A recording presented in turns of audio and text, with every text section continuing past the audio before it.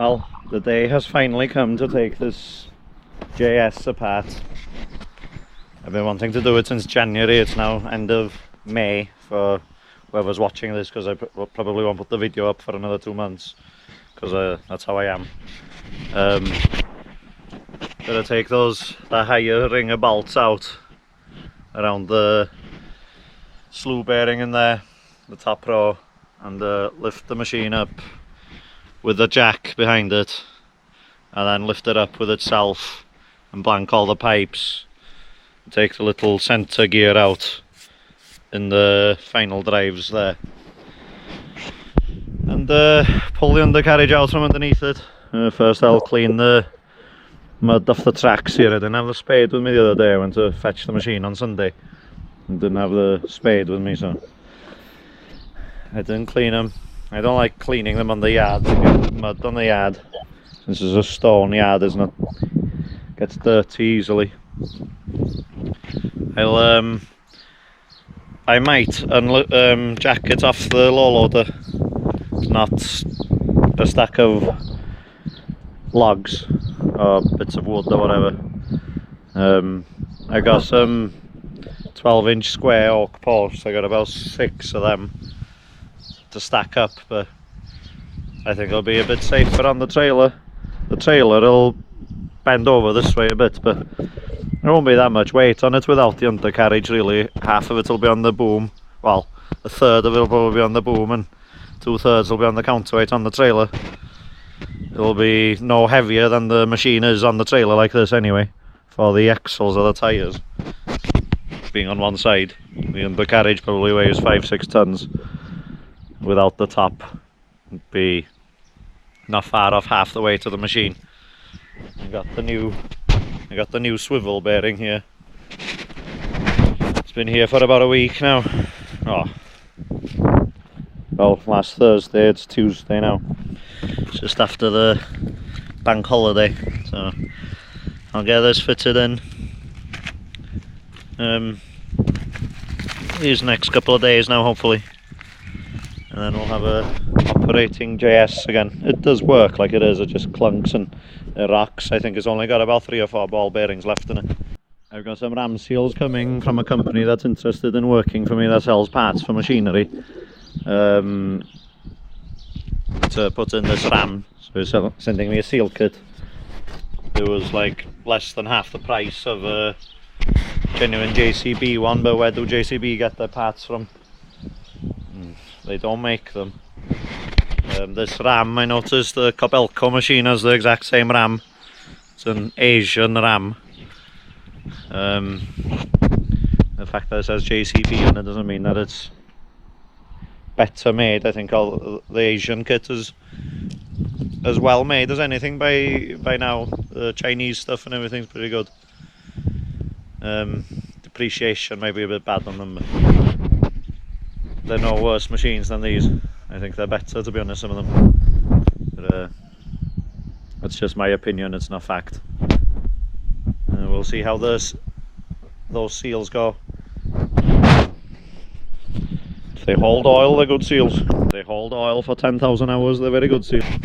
I might need parts for the rotary coupling inside as well, the seals. I'm not sure what the easiest way of taking them apart is. I've lost the manual that I had for this. There was a manual for the older model, but everything seemed to be exactly the same on it. If you followed the instructions on that, it crossed over to this, except for the common rail and the track motors. The swing bearings are different bearing, but same principles. I'll have to try and blank the pipes. I don't know if it's easier to blank the pipes on this one from the bottom or from the top. It might be easier from the bottom, but get plugs to put instead of the pipes on the rotary coupling itself. Maybe much easier than trying to block the pipes going into the top of the rotary coupling. It seems to be in a bit of a difficult place under the bottom of the boom. So there's the rotary coupling in there. My other option for removing the top of the machine off the undercarriage was to take the counterweight off, which weighs a couple of ton, and take the boom and the rams off, which weigh I don't know, not far off a couple of ton as well, with all the rams and everything. It would make it lighter for a telehandler or something to lift it. My dad's got a telehandler that'll lift about 4 ton. So without the counterweight and the boom, I reckon this top part won't weigh much more than about 3 ton, 3.5 ton. Or maybe 4 ton.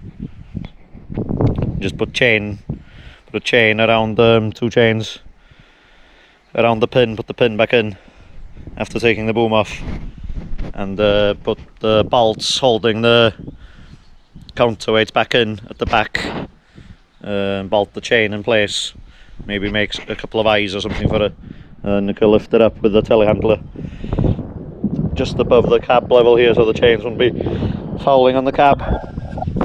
But I decided there was a lot more swinging involved in that method, and that after taking the undercarriage off, there's not actually much weight on the boom to lift the machine up off the undercarriage anyway, so I reckon it's just as safe to lift it off with itself as it would be to have this maybe swinging, and the ground isn't quite perfectly level, so it would be difficult to put it back on. It'd be drifting just a little bit off square, but I'd probably get it on. But I've never done it before, so I'm going to take the option that I think is easiest, maybe just weigh the back on the low loader and lift it off there, and go from there. And into a little bit of a snag with using the low loader for jacking the back of the JS up. The counterweight is pretty much bang on flush with the top of the trailer. I thought there might be enough room to get the jack in there, so I've moved the machine out the way. I'm going to put some big blocks now. I put that one down sideways earlier and lifted it up just on one block and split the block. I'll go get another 2 of them and put them sideways like that so the grain doesn't split. Well, it might split, but not so easily. I'll lift it up with a boom and put 2 under. I just had one in the middle then because I only had 1 block. So my dad's got quite a few blocks up the top in the forestry. So I'll lift it up on the blocks, and then there'll be clearance then to put the jack on the trailer, jack it up then with the boom up in the air so that there's a bit of weight helping the jack to lift it up, and put quite a few bits of timber then underneath the counterweight to hold it up. Might put about 4 or 5 blocks underneath to hold it. I'll do it over here so I got room to have the boom out. I'll reverse the trailer in into here underneath the counterweight. Not quite sure how to get the rotary coupling out. I can't quite see at the moment. I need to give it a steam clean in there now, just to uncover what bolts hold what in place. I can take all the pipes to the undercarriage out from underneath, but if I do that and leave the rotary coupling in place, I'll need to lift the machine up about 16-17 inches for it to clear the undercarriage. Otherwise I'll be having to take quite a lot of piping out. There's only about 6 pipes at the bottom, or 5 I think, well 6, 2 of them teeing together, the little leak off pipe at the bottom of the coupling. It's also leaking oil, the rotary coupling, so might be the reason why that track isn't turning.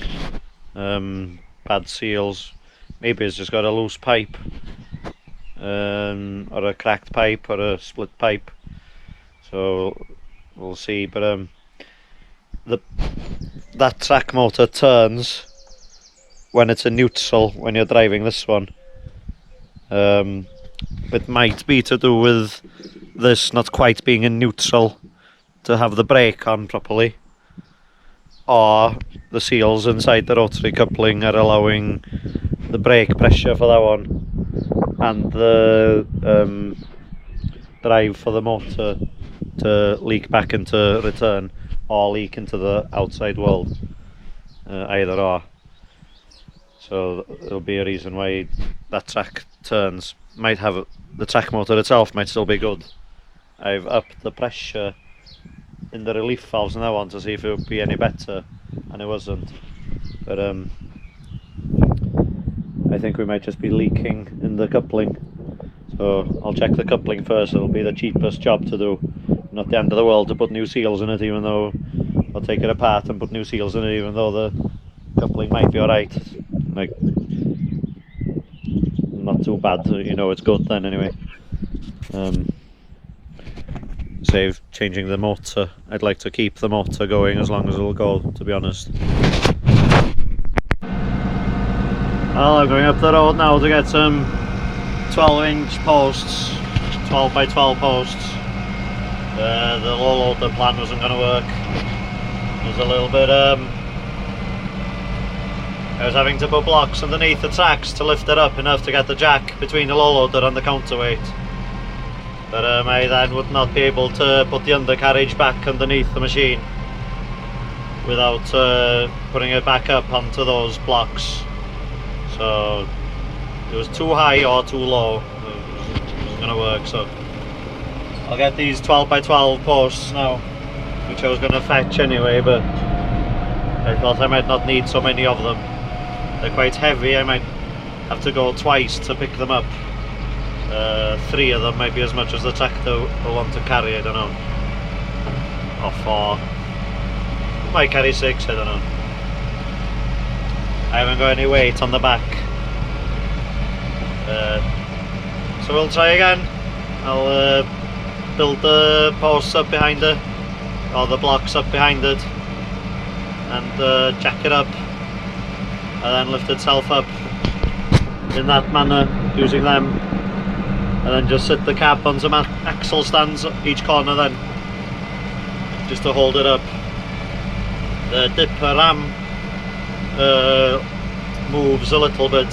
There's no check valve on the ram.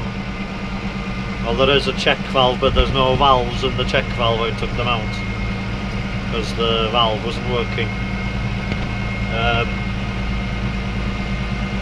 So we gotta put a chain from the top of the boom ram, from the eye around the pin, down to the plates that hold the, well, keep the distance between the ram and the boom as it's swiveling around.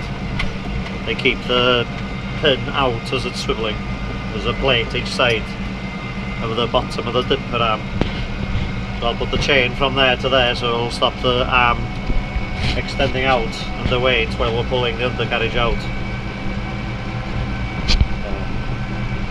It's another little problem I've got, but I seem to create my own problems.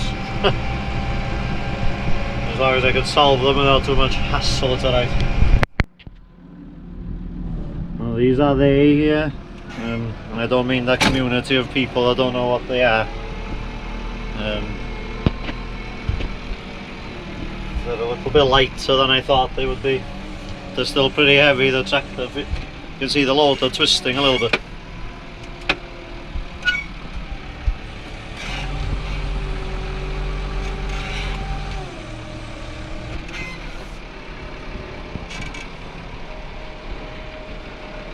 They're not too bad. I'd say they all together weigh about 800 kilos maybe. Feels about, well, just over fertilizer bag weight maybe. Thereabouts. I got these blocks of timber down here now, or the posts, but nothing's ever easy, so they're a bit heavy to handle to just slide in by hand there, so I'm gonna track the machine over, then reverse the tractor in here and tip them out there, and then I'll stack them up underneath the machine. I'll stack them up before I bring the machine back on. I need enough room to get the bottle jack to fit underneath. Plus or minus a little bit maybe for the posts maybe sinking or sagging under the weight of the machine over the course of a day or two while I'm changing the bearing and doing other stuff in the meantime as well. So I'll just track her over here now. 83 there, and put the vlogs there. I'll mark the centre and the edge there. So if I put the blocks there this way, I know then it's pretty much in the middle. Doesn't look in the middle of the thing though. Probably swung around a little bit. Yeah, machine's not quite square. And as I said, things are never simple. car's just pulled up in the middle of the yard now, parked in the middle, and I can't turn the fucking tractor around. You can hear the swing bearing.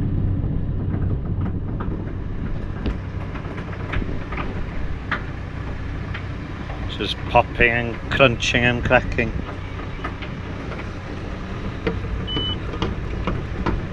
She's survived on nothing but pumping her with grease for the last 4 months. She's done about 500 hours, like a... Might do another 500 to be honest, but I don't know how many ball bearings are left in it. When I push down, well, you can see the machine, it's rocking. I don't know if you can see that on the camera. And she rocks about 3 or 4 inches. You can see the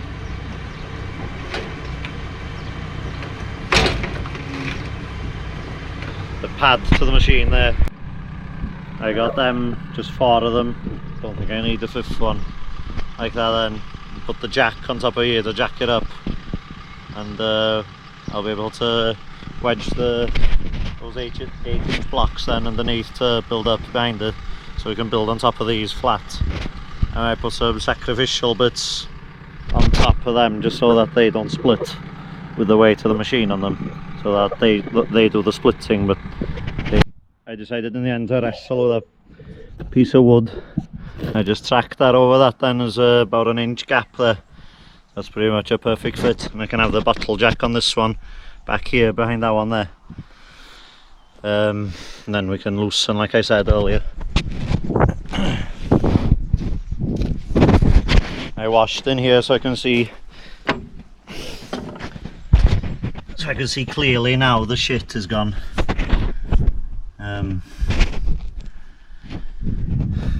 There's not many obstacles in my way.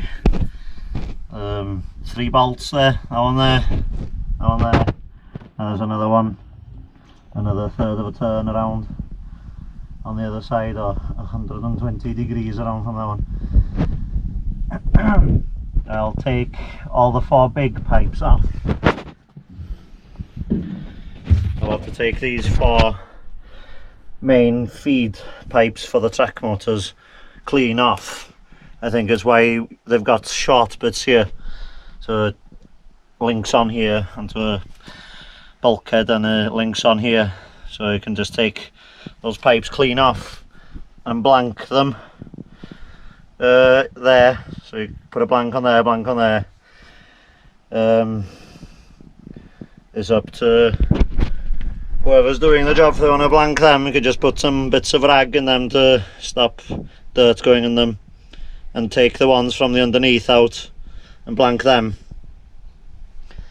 After taking those 3 bolts out and these pipes off, that rotary coupling will lift up through here then. There's 2 small pipes, so we've got that pipe there and that pipe there. They're just little leak offs, and that one's probably a brake one. The other one's a return leak off or something. They've got a lot of flex in them, so they'll allow that coupling to come up through the hole, and probably lift it up and just lay it in there then. Just leave it on its side in the, whatever you want to call this hole in the machine. No, I can't come up with the word. Not a recess, but something else. I don't know if you can see here now. Oh yeah. So I'll have to take these 4 off and get blanks for these, for the ends of them, and these 2, and get blanks for them, and these little ones, and get blanks for them, and then yeah, that coupling will lift up out. I might get someone to give me a hand to lift it out, so she'll be open on the top, but the piping will be blanked from the spool block, and she'll be open here, so I can just blank this whole thing off.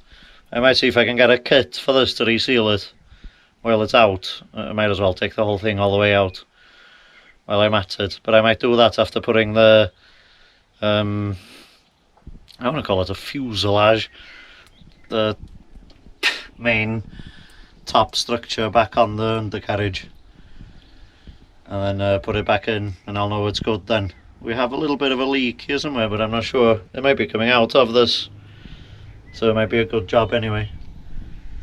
And take the drives out the end of them, the centre gear out of the orbitals after lifting the body up off the carriage, and pull it out with a tractor or the 3CX or something.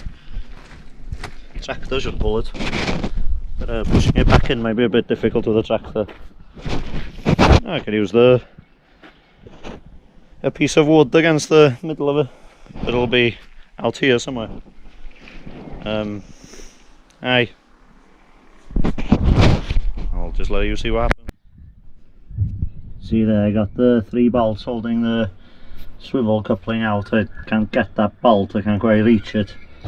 I'm going to take the 4 pipes off at the ends here and move these 2, all these small ones, out the way, and I can lift the coupling out by just lifting the pipes. I can lift it via its piping. It'll be easier than trying to lift it up after taking the pipes off. Taking the pipes off down there looks pretty difficult to me. I think they've thought about that by putting these connections here. And I'll go underneath now and take the ones off the bottom. There's also a little plate that stops it spinning in place, so it holds the thing so it can rotate. I took that off as well. There's the plate there. I took one bolt out and slackened the other one on the clamp that holds that plate. Got all these cable ties out the way. Move stuff. Give myself a bit more room. So I got all these pipes off of the rotary coupling now.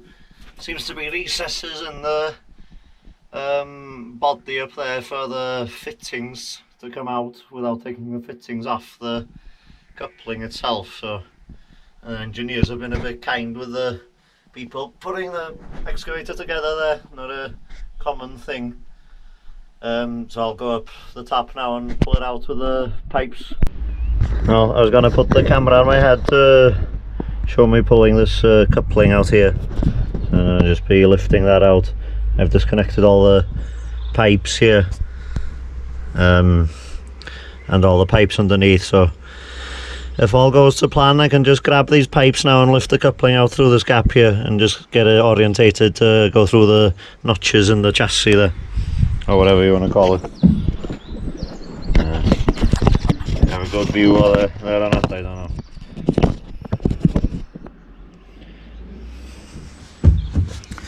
A little electrical wire in my way.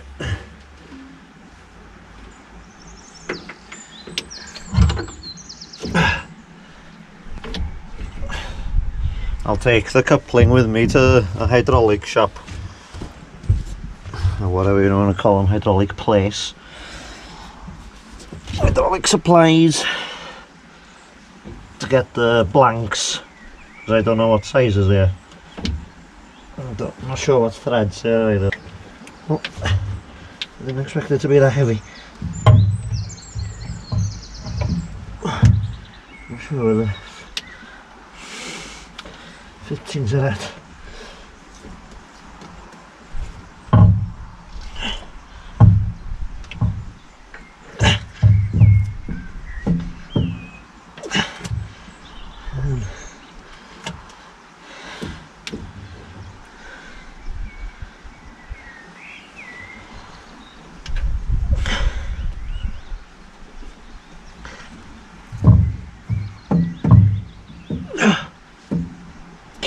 Maybe.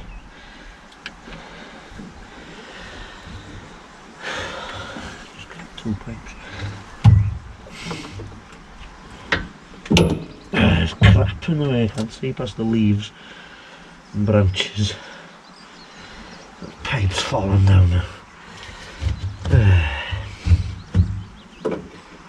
I thought it was going to go too well if I got it out straight away then. Grab that pipe then. It's a bastard.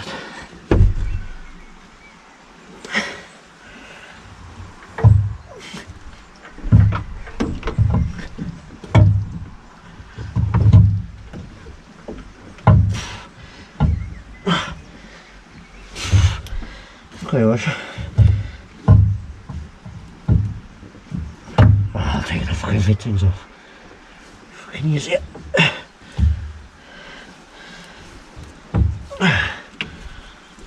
Just a bloody thread, so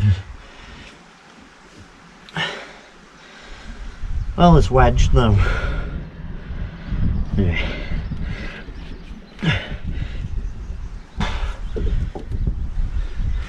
Have to go underneath now. Well, take two on that. The engineers weren't kind to me in the end. They were more cruel than kind, to be honest, making me think that I could lift it up with all the fittings still on. I've taken two of the fittings off now. Charging cable holding it in. So I left two and took two off, and I should lift up out of there now. A little bit easier.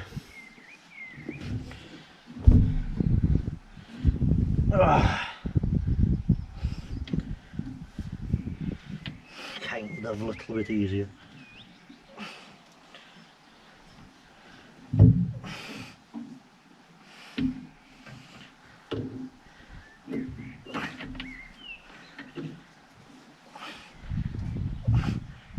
The best two pipes for lifting.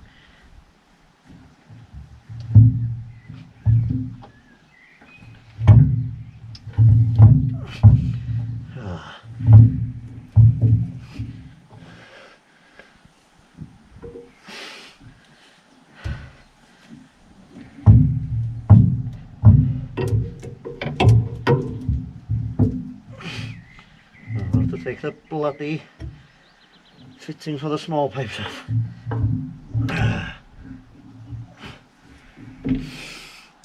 Take two didn't work. Well, I couldn't get the fitting off. The 19mm was slipping and the 18mm didn't fit it. I don't know of any other intermediate spanner size of 3/4 are slightly bigger than the 19, not smaller. So just try and jiggle it out. Most difficult part is I don't know where it's at when I start lifting. There you go.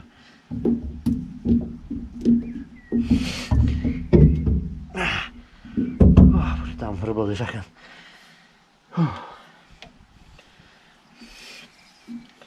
Pipes are all stiff as well, mate. Don't make it easy. Oh, and keep catching like that. They put about 5 or 10 extra kilos of pressure against you, and they catch like a.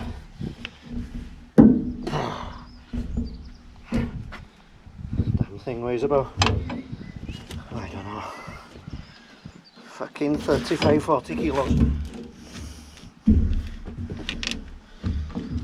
And everything's slippy, covered in oil.